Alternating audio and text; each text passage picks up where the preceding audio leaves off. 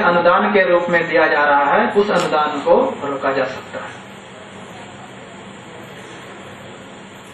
Section 10 जो दिया गया है उसमें यह है कि जितने प्रकार के अपराध बनाए गए हैं सेक्शन 7 तक, 3 से लेकर 7 तक ही इसमें अपराध दिए गए हैं, बाकी कोई अपराध नहीं। तो 7 तक के जितने भी कार्यों को अपराध घोषित किया गया है, उन कार्यों को करने के लिए अगर कोई व्यक्ति किसी दूसरे को उकसाता है तो वह भी उतना ही दोषी है जितना संबंधित व्यक्ति जो उस कार्य को करेगा। तो एबेटर की भी बराबर की जिम्मेदारी है। दुष्प्रेरक जिसे हम लोग बोलते हैं, दुष्प्रेरक की जिम्मेदारी अपराध करने वाले व्यक्ति के बराबर है। बाकी कंपनी अधिनियम के लिए है कि कंपनी भी दोषी हो सकती है इसमें, और कंपनी जब कोई कार्य करने के लिए दोषी पाई जाती है तो उस समय पर जो कंपनी का इंचार्ज होगा, एक तो वो दोषी होगा, और दूसरे अगर जो कार्य किया जा रहा है वो कंपनी के प्रबंधक, कंपनी के सचिव, किसी अन्य अधिकारी, निदेशक आदि की सहमति से अगर किया गया है, उनका कंसेंट लेकर के किया गया है, तो वो संबंधित व्यक्ति भी दोषी होंगे। पनिशमेंट के बारे में हम लोग अगर बात करें तो 1-2 अपवाद को छोड़कर पूरे अधिनियम में जो प्रावधान किया गया है दंड का, वो 2 चीजों में है। न्यूनतम 1 माह, अधिकतम 1 वर्ष, और दूसरा 100 रुपये न्यूनतम जुर्माना, अधिकतम 500 रुपये जुर्माना। ये पूरे जितने भी धाराओं में जहां कहीं भी कोई दंड दिया गया है, सिर्फ 2 जगहों पर अपवाद इसका है जिसमें दूसरी चीजें हैं। अदरवाइज हर जगह पर यही है, हर कार्य के लिए 1 महीने से 6 महीने तक का दंड और 100 रुपये से लेकर 500 रुपये तक का जुर्माना। यही इस अधिनियम के तहत सजा का प्रावधान किया गया है। इस अधिनियम के तहत लेकिन फिर व्यवस्था है कि अगर कोई आदमी एक बार दोषी हो गया और वो रिपीट करता है तो दूसरे बार जो उसे सजा होगी वो बड़ी सजा होगी। तीसरी बार अगर वो दंडित किया जाता है तो उसे और ज्यादा सजा दी जाएगी। तो उस समय में वो 1 माह से लेकर के 6 माह के बदले में 1 वर्ष दूसरी बार में हो जाता है, और तीसरी बार जो है ये 2 वर्ष तक का हो जाता है। तो सजा में यही अंतर है, बाकी कोई अंतर नहीं है। इतने पर अगर आप लोगों को कोई सवाल है तो आप पूछ सकते हैं।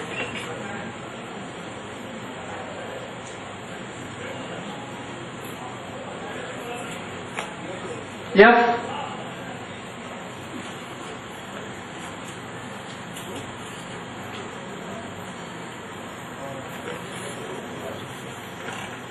किसी को नहीं। कोई पुलिस अधिकारी ऐसे हों जिनके अनुभव में नागरिक अधिकार संरक्षण अधिनियम के उल्लंघन का मामला आया हो, ऐसे कोई हैं? ऐसी कोई शिकायत आपको अपने सेवा काल में मिली जिन धाराओं के उल्लंघन की बात अभी यहाँ डीआईजी साहब ने की?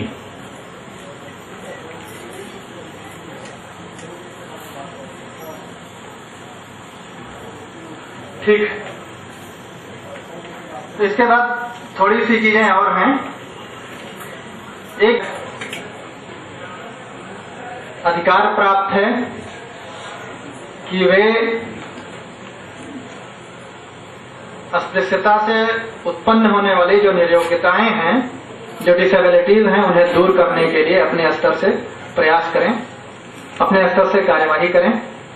उसके लिए वो बहुत सी चीजें कर सकती हैं, जिसमें अगर कोई पीड़ित व्यक्ति है तो उस पीड़ित व्यक्ति को लीगल एड, विधिक सहायता दे सकते हैं। जो अपराध होते हैं उनके विचारण कराने के लिए पब्लिक प्रोसिक्यूटर्स का अपॉइंटमेंट किया जा सकता है। ऐसे अपराध के विचारण के लिए विशेष न्यायालय की व्यवस्था की जा सकती है। राज्य सरकार ऐसी समितियों का गठन कर सकती है जो नागरिक संरक्षण अधिकार अधिनियम को सही ढंग से या और अच्छी तरह से लागू करने के लिए अपने सुझाव दे सकते हैं। किसी खास क्षेत्र में अगर इस तरह का समस्या है, इस तरह की समस्या है, तो उस क्षेत्र को चिन्हित करने के लिए और उस समस्या को दूर करने के लिए सरकार कोई विशेष व्यवस्था कर सकती है।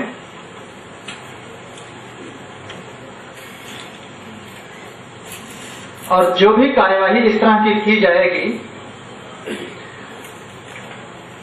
उन सब में समन्वय स्थापित करने के लिए केंद्र सरकार को जिम्मेदारी दी गई है। विभिन्न राज्यों द्वारा जो कार्यवाहियां की जाएंगी उनमें समन्वय केंद्र सरकार स्थापित करेगी और केंद्र सरकार जो भी कार्यवाही 1 साल में होती है विभिन्न राज्यों द्वारा, उन सबका समेकित प्रतिवेदन पार्लियामेंट में सदन के सामने रखेगी।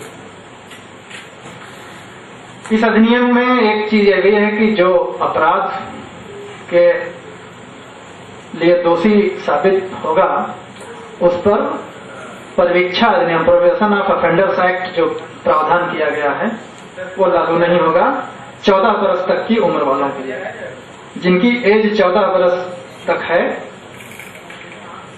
अधिक आयु 14 से कम पर लागू हो सकता है, लेकिन 14 से ज्यादा जब हो जाएगा तो वो लागू नहीं होगा इस अधिनियम के तहत जो दोषी पाया जाता है। केंद्र सरकार अधिनियम को लागू करने के लिए नियम भी बना सकती है।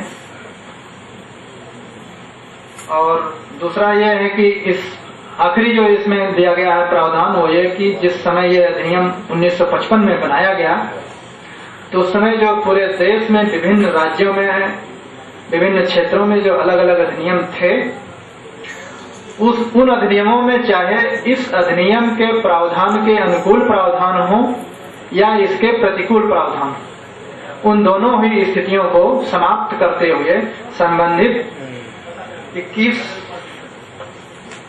अधिनियमों को समाप्त कर दिया गया। तो मुख्य चीजें जो हैं वो नागरिक संरक्षण अधिनियम की इतनी ही हैं, इससे ज्यादा नहीं है। इसी और नागरिक अधिकार संरक्षण अधिनियम, ध्यान देंगे सभी पुलिस पदाधिकारी। देखिए भाई, तंद्रा और निद्रा से बचिए, 1 घंटे की बात है, 1.5 घंटे की और बात है। सभी लोग जरा इधर मुखातिब हों।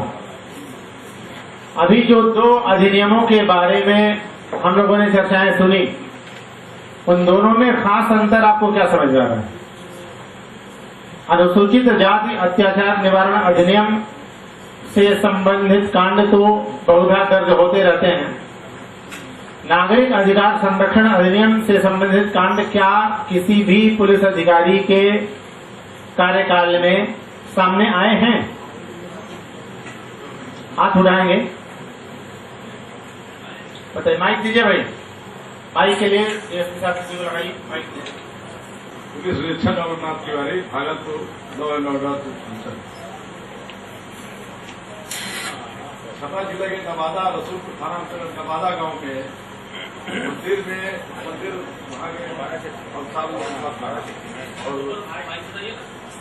वहाँ के वहाँ गांव में मंदिर था। मंदिर उत्तर साइड में नवादा गांव। 1987 में उस मंदिर में लोग को होली में पूजा करने के लिए नहीं घुसने दिए और उसी के लिए बहुत बड़ा विवाद हुआ वहां पर। और एक लंबे अरसे तक वहां पर प्रतिनियुक्ति फोर्स की, जबरदस्त फोर्स की करनी पड़ी। अफसर भी रहे।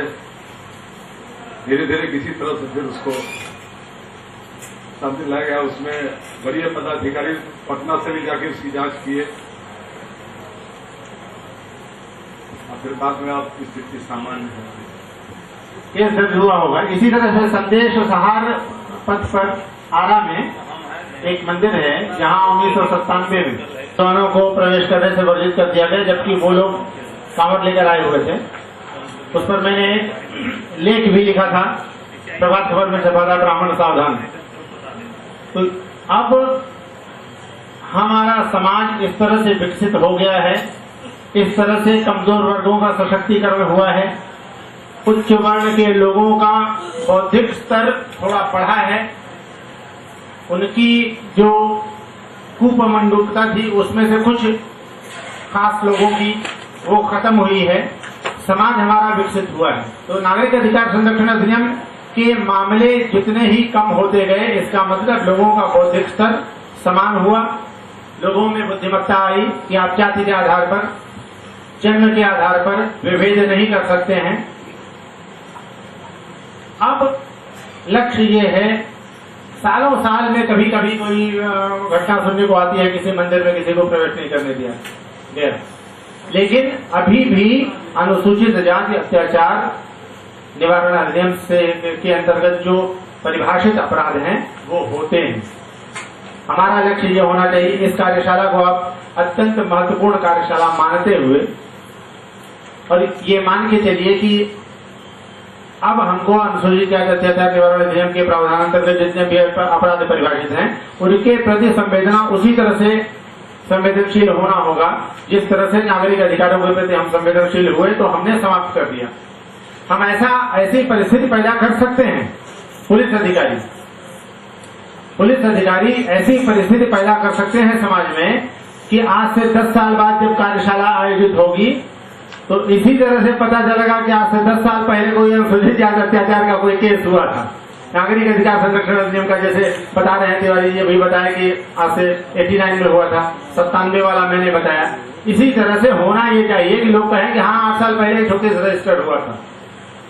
और बिहार में ये संभव है क्योंकि बिहार जाग रहा है, पुलिस ने सुशासन स्थापित किया, विकास के कार्य तीव्र गति से हो रहे हैं, कमजोर वर्गों का, महादलित दलित वर्गों का सशक्तिकरण हो रहा है। तो ऐसी स्थिति में निश्चित रूप से हम अनुसूचित जाति अत्याचारों को भी शून्य स्तर पर ला सकते हैं। मैं चाहूंगा कि अभी तक के सेशन में जो आप लोगों ने सुना, अभी अगला सेशन जो सत्र होगा उसमें समूह विमर्श होगा जिसमें 4 पदाधिकारी बैठेंगे, हमारे एपीपी साहब हैं, विशेष लोक अभियोजक जो विशेष न्यायालय के विशेष लोक अभियोजक हैं वो हैं, हाईकोर्ट के अधिवक्ता हैं, हमारे एडीजी साहब रहेंगे, राष्ट्रीय अनुसूचित जाति आयोग के उप निदेशक जिनका कार्यालय पटना में है वो इसमें शिरकत करेंगे। और आप सभी लोग सामूहिक रूप से अब सतर्कता पूर्वक जितना आप लोगों ने सुना और जितना कुछ आपके मन में उसके कारण प्रश्न उठे उन सबको आप उनके समक्ष रखेंगे। हम चाहेंगे कि अभी तक जो आप लोगों ने इस सत्र में सुना उसको उस पर अपने विचार व्यक्त करने के लिए लोग आए। हर सेवा के पुलिस पदाधिकारी और अन्य पदाधिकारी भाषण देना लोग नहीं जानते, भाषण देना जानिएगा, सीखिएगा तो विधि व्यवस्था की समस्या पैदा। हम लोग 10-10 हजार की भीड़ में बिना लाठी के, अभी सीतामढ़ी में पुलिस फायरिंग हुई थी, आप लोगों को याद होगा 2008 में 2 लोग मारे गए थे और भयानक भीड़ के बीच में मैंने अपने बॉडीगार्ड को दूर रख दिया क्योंकि पुलिस के खिलाफ ही आक्रोश था, थाना को जला दिया गया था। थाना के पुलिस फायरिंग में हो सकता है सीतामढ़ी में कोई रहा हो तो जानते होंगे, बाजार में, और मैं अकेले बिना बॉडीगार्ड के उसमें अहिंसक पुलिसिंग का प्रयोग करते हुए उस भीड़ में मैं गया और 2 घंटे तक हमको भाषण देना पड़ा, लेकिन शांत लोग हुए। अच्छी बातें बोलना, जो आपने सीखा उसको व्यावहारिक स्तर पर क्रियान्वित करना, ये बहुत जरूरी है, खासतौर से पुलिस अधिकारियों के लिए। मान लिया अन्य जो पदाधिकारी बैठे हैं उनका तो कार्यालय से ही संबंध होता है, आपका किसी भीड़ से भी सामना हो सकता है, अपराधी से भी सामना हो सकता है, शरीफ से भी, बदमाश से भी। तो हम चाहेंगे कि पुलिस अधिकारी स्वैच्छिक रूप से यहाँ आए और अपने विचार यहाँ व्यक्त करें जब तक ये पैनल डिस्कशन का सेशन हम लोग का शुरू नहीं होता है। देखिए अभी डीएसपी साहब हैं, क्या नाम था आपका? अजीत कुमार। कितना बढ़िया वक्तव्य दिया था, उधर देखिए ना, आप लोग पहचान रहे हैं इनको, बहुत ज्ञान संपन्न सारगर्भित वक्तव्य इन्होंने यहाँ आके दिया था, बहुत प्रभावी वक्तव्य था। एक बार एक तरह से लिख रहे हैं, दूसरी बार उसी का पलट के दूसरे ढंग से बयान लिख रहे हैं। हम अभी जब कमजोर वर्ग के आईजी बने तो यहाँ हमने रिव्यू शुरू किया वर्षों पुराने कांडों का, उसमें हम यही व्यक्ति का बयान घर बैठे लोग लिख ले रहे हैं और वो व्यक्ति आगे कह रहा है कि हमने तो ऐसा कोई बयान ही नहीं दिया। एक बड़ी रोचक घटना मैं आपको बताता हूं। विधानसभा में एक कर्मचारी हैं, वो सरकारी सेवक हैं यहाँ की विधानसभा में, उन्होंने आकर हमको बताया कि हमारे खिलाफ अनुसूचित जाति अत्याचार का वो से संबंधित कांड दर्ज है, जबकि जिस परिवादी को बताया गया है मनोज पासवान ये कहता है कि हम आपको जानते भी नहीं है, कौन केस दर्ज करा दिया आपके खिलाफ हमको नहीं मालूम। तो हमने कहा बुलाई, मनोज पासवान को बुला के ले आए वो। मैंने उसका बयान लिया, हमारे पुलिस अधीक्षक बैठे हुए हैं, इन्होंने भी बयान लिया, अनुसंधान अधिकारी जो वर्तमान अनुसंधान अधिकारी थे उन्होंने भी बयान लिया, सारे लोगों के सामने उसने, और कोर्ट में भी बयान फिर उसका कराया गया, एफिडेविट कराया गया। उसने कहा कि हमसे एक व्यक्ति ने एक सादे पेपर पर सिग्नेचर कराया और कहा कि हमको एक सिम कार्ड लेना है और जरा हस्ताक्षर कर दो। उस पर हमने हस्ताक्षर कर दिया। 2 महीना बाद ये जो हैं इन्होंने आकर हमसे कहा कि आपने हमारे खिलाफ क्या केस कर दिया, हमसे तो आपको कोई देखी भी नहीं, जानते भी नहीं है। तब हमको पता चला कि हमारे नाम से इनके खिलाफ कोई कंप्लेंट केस कर दिया गया, तो उससे हस्ताक्षर दिया गया और कंप्लेंट केस करा दिया गया। उसके बाद सीजीएम साहब ने भेज दिया उसको अनुसूचित जाति थाना में, वहां केस रजिस्टर हो गया। अनुसंधान पुलिस का जारी है, अब अनुसंधान पुलिस का जारी है, पर्यवेक्षण भी जारी है, घर बैठे बयान लिखा जा रहा है। वो मनोज पासवान को देखा भी नहीं है, उसका लिख दे रहा है कि हाँ इन्होंने प्राथमिकी का समर्थन करते हुए आगे बताया। कैसे लिखते हैं? डायरी नंबर क्या? डायरी नंबर 1, पहला 1 या 2 होगा। इन्होंने बयान देते हुए, अब हम उसको पढ़ते जा रहे हैं, सारे साक्षियों का बयान उसके खिलाफ चल रहा है, सारे लोगों का, और सब साक्षियों को मनोज पासवान कंप्लेन इसके साथ बैठे हुए हैं। आके कहा कि सर हमने कोई बयान नहीं दिया है, हमने अनुसंधान अधिकारी महोदय को बताया कि देखिए इसके पहले तो क्या हो रहा था मैं नहीं जानता हूं, लेकिन हमारे सामने अगर फर्जी बयान लिखा तो ये ठीक नहीं होगा। फिर उसको एफिडेविट के आधार पर वो विधानसभा का जो कर्मचारी था उसको मुक्ति दिलाई गई। क्या होता है राज्य सरकार का या विधानमंडलों का जो ये संविधान बनाया गया या जो अधिनियम पारित किए गए, उसका लक्ष्य ये है कि सामाजिक समरसता हो, विभिन्न जातियों के मध्य शांतिपूर्ण सहअस्तित्व का भाव विकसित हो, लोग एक दूसरे के साथ प्रेमपूर्ण व्यवहार करें। प्रेमपूर्ण व्यवहार नहीं करते थे, इसलिए जाति के आधार पर अपमानित करने के मामले में हमने अधिनियम बनाया। अब अगर आप पुलिस अधिकारी के रूप में उस अधिनियम का एक चाकू के रूप में प्रयोग करिएगा किसी को, अगर उस व्यक्ति पर चार्जशीट हो जाता तो अब क्या क्या प्रक्रिया होगी देखिए, सरकार का कितना नुकसान होगा। आप चार्जशीट करेंगे, उसके बाद आप प्रस्ताव भेज देंगे जिला कल्याण पदाधिकारी साहब के यहाँ, जिला कल्याण पदाधिकारी साहब का 4 घंटा उसमें इन्वेस्टमेंट होगा। 4 घंटा जो अन्य सकारात्मक और सृजनात्मक कार्यों में वो अपना इन्वेस्ट कर सकते थे, वो 4 घंटा उसमें सोचेंगे। फिर आपसे पत्राचार करेंगे, आप पत्राचार करके उनको जवाब दीजिएगा। तो ये पूरी प्रक्रिया सरकार के विभिन्न कार्यालयों को अपना समय उसमें अपव्यय करना पड़ता है। चार्जशीट कर दिया, अभी जज साहब से बात हो रही थी, भाई ध्यान से इधर देखिए, बोलिए मत, बीच में बातचीत नहीं, बातचीत नहीं बातें हैं। और कारण क्या होता है कि आप चार्जशीट जो कर रहे हैं वो वास्तव में गवाहों का जो वास्तविक साक्षी हैं उनका और कंप्लेनेंट का वर्तमान जो शिकायत है या वर्तमान उनका जो दृष्टिकोण है कांड के प्रति, या उन्होंने कैसे कराया, कब कराया या नहीं कराया, इस पर आप अनुसंधान नहीं कर सकते। तो अनुसंधान नहीं करने के कारण आपने चार्जशीट कर दिया। चार्जशीट कर दिया तो क्या होगा? क्या होगा चार्जशीट के बाद? कमिटमेंट हो जाएगा, ट्रायल शुरू होगा, वहां से कोर्ट से समन जाना शुरू होगा, उसके बाद वारंट भी निकाल दिया जाएगा उसी गरीब आदमी का जो कि जानता भी नहीं है कि केस के बारे में है। मनोज पासवान का अगर हम केस स्टडी देखें तो उसमें यही ना होगा कि अगर हम चार्जशीट कर देते तो उसका गवाह के लिए गवाही देने के लिए बुलाया जाता, नहीं आता तो उसके खिलाफ वारंट निकल जाता। न्यायालय का 10 घंटा मिनिमम स्पेशल कोर्ट का उसमें व्यय होता और जिला कल्याण पदाधिकारी का, जबकि वो कांड मिथ्या था। तो सत्य की रक्षा करने का दायित्व पुलिस अधिकारियों का है। हम मुजफ्फरपुर में थे या जहां भी थे, गया में थे, डीआईजी चंपारण में थे, हमें का औरंगाबाद जिले का देखने को मिला। तो सरस्वती पूजा के दिन मूर्ति विसर्जन करने के लिए सभी समुदाय वर्ग के लोग एक तालाब में जा रहे थे।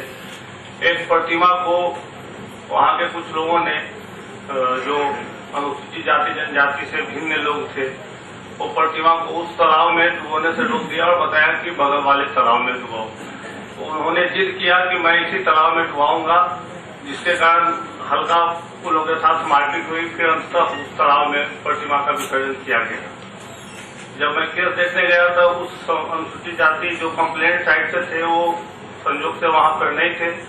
दूसरे समुदाय के लोग थे जो उसके अगेंस्ट में गवाही दिए। फिर जब चौकीदार के माध्यम से कंप्लेंट और उनके विटनेस को बुलाया गया थाना पर, तो वो खाली कंप्लेंट आया और बताया कि मेरा गवाह सर गांव में है। गांव पर जब मैं गया, दोबारा गया, तो वहां देखने को मिला कि नहीं, कांड सत्य है, उनके साथ ज्यादती हुई है। तब मैंने सर उस केस को ट्रू किया। पहले वो लोग जानबूझकर के केस को हरास करना चाहते थे, लेकिन बाद में वो केस को सत्य पाया गया और उसमें अंतर चार्जशीट हुई।